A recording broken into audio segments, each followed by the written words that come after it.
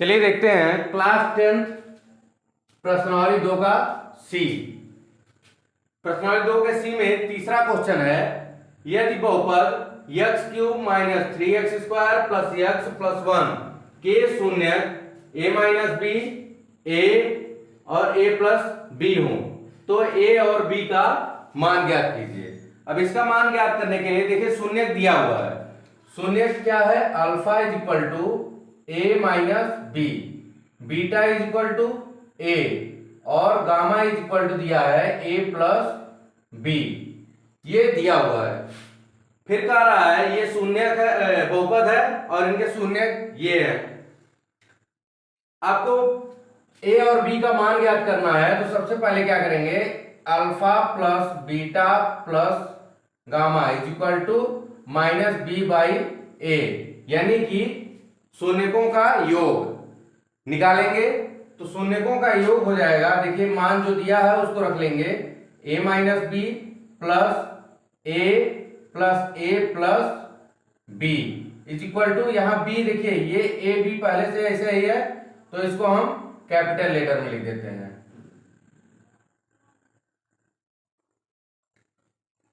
b/a इस तरीके से कैपिटल लेटर में लिखेंगे तो मैच नहीं होगा। अब b का मान देखिए -3 है, यहां हम लिख सकते हैं a = 8, b = -3, c = 1 और d = 1। ये हो गया। अब b के जगह पे -3 है, माइनस और माइनस प्लस हो जाएगा, 3/1 हो जाएगा।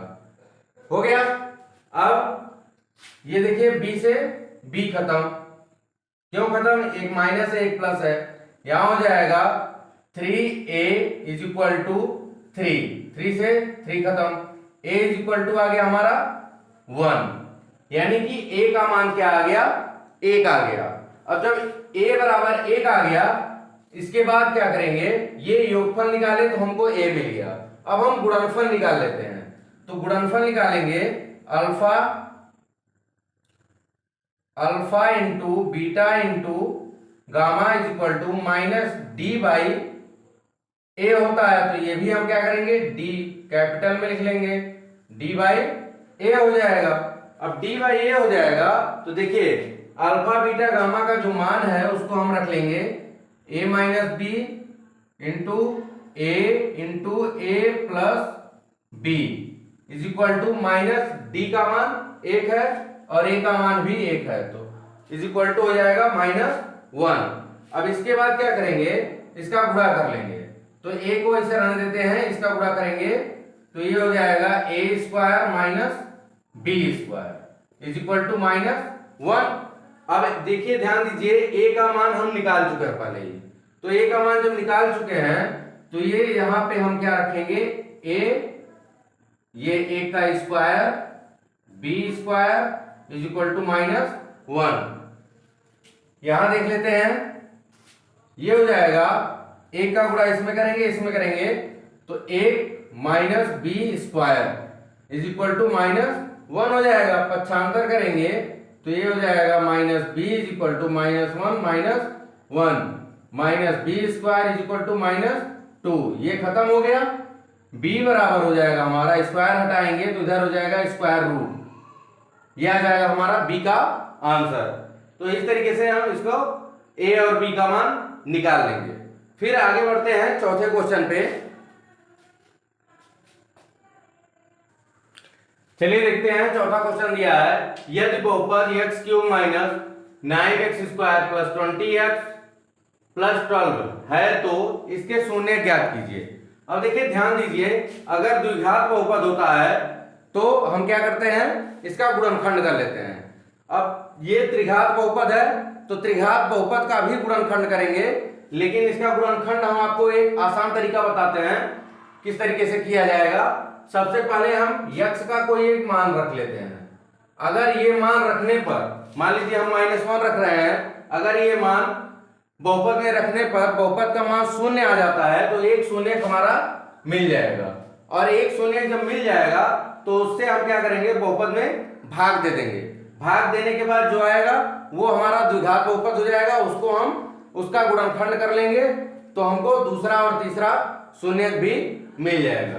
चलिए देखते हैं किस तरीके से। मान लीजिए हम x बराबर -1 रख के चेक करते हैं, तो ये हो जाएगा -1 पे 3 की घात माइनस यहां हो जाएगा -1 पे 2 की घात प्लस 20 गुणे -1 प्लस 12, ये हो गया। यहां हमारा मान आएगा 1, यहां 3 की घात है तो माइनस लगेगा, यहां भी -9 हो जाएगा क्योंकि ये minus minus plus, plus minus का गुणा माइनस, यहां भी हमारा हो जाएगा -20 प्लस 12, ये हो गया। अब इसके बाद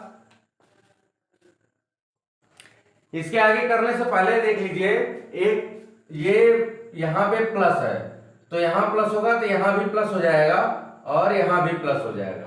अब इसके बाद आगे हल करते हैं, ये हो जाएगा 20 1 21 प्लस 9 2 11, ये भी 21 बराबर हो जाएगा 0, यानी कि x बराबर -1 रखने पर हमारा मान क्या आ रहा है, 0 आ जा रहा है। और जब 0 आ जाएगा यानी कि x बराबर -1, एक शून्य हमको मिल गया। अब x -1 बराबर 0, ये हो जाएगा। अब क्या करेंगे, x -1 आ गया, यहां इसको हम इस तरीके से एक लाइन और बढ़ा देते हैं, यहां लिख देंगे x बराबर -1, x प्लस 1 बराबर 0, ये इस तरीके से यहां लिख लेंगे, ये हो गया। अब x प्लस 1 से हम बहुपद में क्या करेंगे, भाग दे देंगे,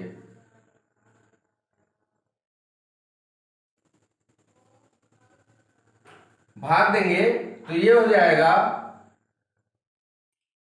x स्क्वायर, तो यहां x क्यूब हो गया, इसका गुणा हम करेंगे तो प्लस x स्क्वायर बचेगा, यहां माइनस यहां माइनस, ये खत्म, ये 8x स्क्वायर होगा प्लस 20x, यहां प्लस लिखेंगे 8x लिख देंगे तो ये हो जाएगा 8x स्क्वायर, और इसका गुणा हम इसमें करेंगे तो प्लस 8x हो जाएगा, यहां भी माइनस यहां भी माइनस, खत्म हो जाएगा, ये हो जाएगा 12x।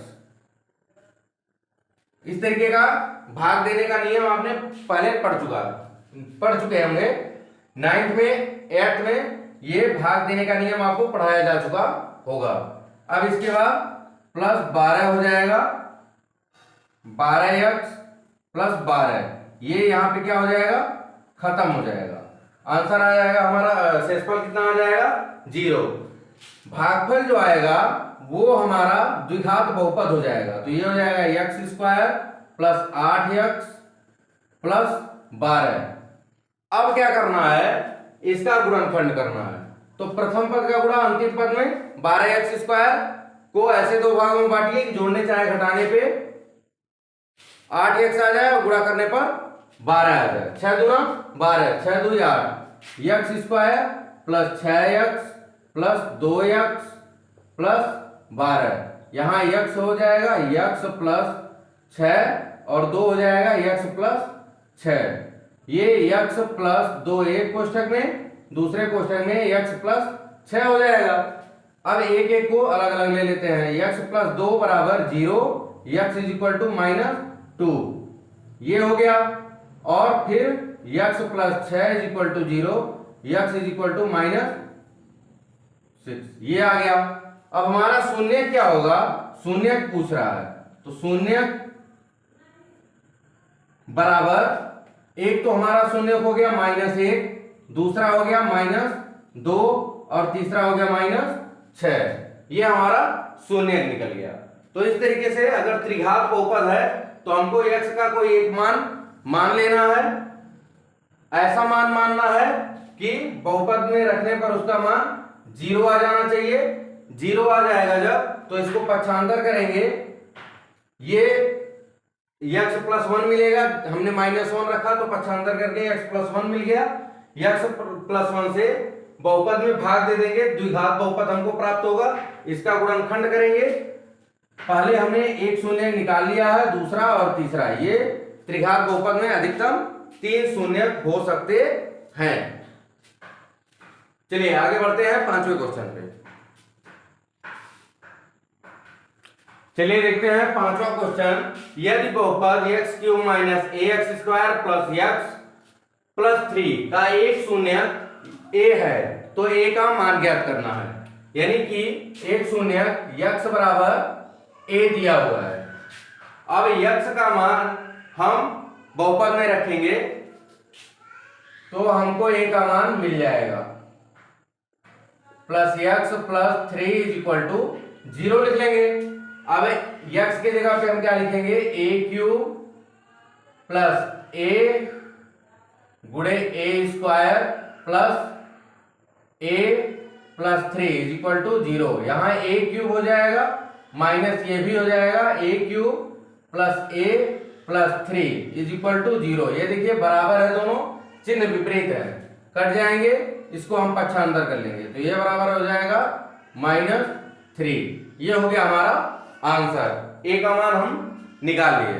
फिर इसी तरीके से हम आगे बढ़ते हैं 6ठे क्वेश्चन पे। चलिए देखिए 6ठा क्वेश्चन है। यदि बहुपद px is equal to X cube minus 5x square minus 2x plus 24 के दो शून्यकों का गुणनफल 12 हो तो इसके शून्यकों को ज्ञात कीजिए। यानी कि शून्यकों का गुणनफल अल्फा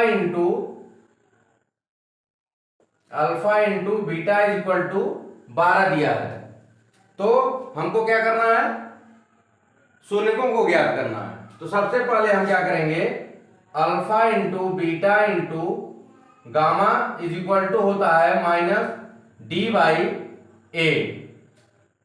शून्यकों का गुणनफल बराबर होता है d by a minus d by a. अब अल्फा इंटू बीटा का मान है 12 into gamma is equal to हो जाएगा -24 बाई ए का मान है 1। ये हो जाएगा। यहां हम लिखेंगे gamma is equal to -24 by, इसको पक्षांतर करेंगे 12 का नम 12, 12 दूना 24, गामा इज इक्वल टू आ गया हमारा -2। ये हमारा एक शून्य मिल गया। अब इसके बाद क्या करेंगे, लिखेंगे, अब गुणनफल हमने निकाल लिया, अब योगफल निकालेंगे। Alpha plus beta plus gamma is equal to minus b by a होता है। अब माइनस बी बाई ए होगा तो लिखेंगे alpha into beta, alpha plus beta plus gamma का मान है -2, तो यहां माइनस प्लस का गुणा माइनस हो जाएगा। -2 इज इक्वल टू, यहां भी माइनस है यहां भी माइनस है, माइनस माइनस का गुणा प्लस 5/1, 5/1 होगा, ये हो जाएगा। इसको हम हटा भी सकते हैं, पक्षांतर करेंगे तो alpha plus beta is equal to हो जाएगा माइनस जाएगा उधर, प्लस हो जाएगा 7। Alpha plus beta is equal to हमारा निकल गया 7। अब एक चीज ध्यान दीजिए कि यहां पे दिया हुआ है अल्फा इंटू बीटा, ये इसको हम लिखेंगे alpha into beta is equal to 12। तो हम बीटा का मान अगर निकालना चाहें तो ये हो जाएगा 12/अल्फा हो जाएगा, यानी बीटा का मान निकल गया। तो बीटा का मान, इसको हम समीकरण 1 मान लेते हैं। बीटा का मान समीकरण 1 में रखने पर, बीटा का मान समीकरण 1 में रखने पर, अब हम समीकरण 1 में रखेंगे तो ये हो जाएगा अल्फा प्लस बीटा की जगह पे 12/अल्फा बराबर 7, ये आ जाएगा। अब इसके बाद करेंगे क्या, इसका एलसीएम ले लीजिए, चाहे इसे अल्फा का गुणा अल्फा में करेंगे तो अल्फा स्क्वायर हो जाएगा प्लस 12 हो जाएगा और ये बटे अल्फा बराबर 7 हो जाएगा। अगर ऐसे नहीं करने आ रहा है, नहीं समझ में आ रहा है, तो इसके बटे 1 अल्फा, इसका एलसीएम हो जाएगा, 1 से भाग देंगे अल्फा बढ़ जाएगा अल्फा का गुणा अल्फा में करेंगे अल्फा स्क्वायर, इससे भाग देंगे 1 बार जाएगा, 12 एकम 12, इसके बटे कुछ नहीं है, 1 लिख के क्रॉस मल्टीप्लाई कर देंगे, तो ये हो जाएगा अल्फा स्क्वायर प्लस 12 बराबर 7 अल्फा आ गया। अब ये पक्षांतर करेंगे तो ये हो जाएगा alpha square minus 7 alpha plus 12 बराबर 0, ये हो गया। अब देखिए ये द्विघात बहुपद बन गया, द्विघात बहुपद बन गया तो इसका गुणनखंड करेंगे, प्रथम पद का गुणा अंतिम पद में, तो 12 अल्फा स्क्वायर हो जाएगा। 12 को ऐसे दो भागों में बांटिए कि जोड़ने चाहे घटाने पे माइनस 7 अल्फा आ जाए और गुणा करने पर 12 अल्फा स्क्वायर आ जाए, तो ये हो जाएगा 4 तिया 12, ये हो जाएगा alpha square minus 3 alpha minus 4 alpha plus 12 is equal to हो जाएगा 0। दो पदों को एक साथ ले लेंगे, यहां अल्फा कॉमन लेंगे तो अल्फा माइनस 3 हो जाएगा, माइनस 4 कॉमन लेंगे तो अल्फा माइनस 3 हो जाएगा बराबर 0। अब करना ये है कि अल्फा माइनस 4 एक ब्रैकेट में और अल्फा माइनस 3 एक ब्रैकेट में हो जाएगा।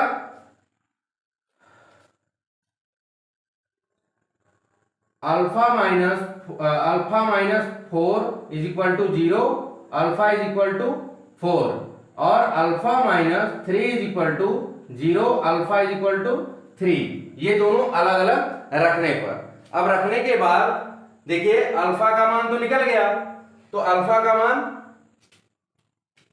इसमें रख देंगे समीकरण 1 में। चलिए देखिए अल्फा इज इक्वल टू 4 समीकरण 1 में रखने पर, तो अल्फा देखिए यहां alpha plus beta is equal to 7 है, अल्फा का मान हम 4 रख रहे हैं तो plus beta is equal to हो जाएगा 7, बीटा इज इक्वल टू 4 को पक्षांतर करेंगे तो ये हो जाएगा बीटा इज इक्वल टू 3, यानी कि ये हो गया हमारा बीटा का मान।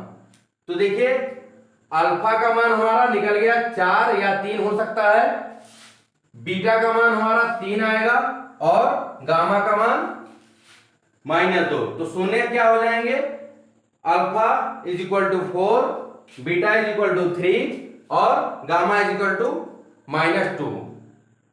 तो इस तरीके से अगर बहुपद दिया हो, दो शून्यकों का गुणनफल दिया हो, तो शून्यकों को हम इस तरीके से ज्ञात करेंगे। ये देखिए स्टेप बाय स्टेप है सब, ये पहला स्टेप, फिर इसके बाद यहां जगह खत्म हो गया था तो ये दूसरा स्टेप और ये तीसरा स्टेप।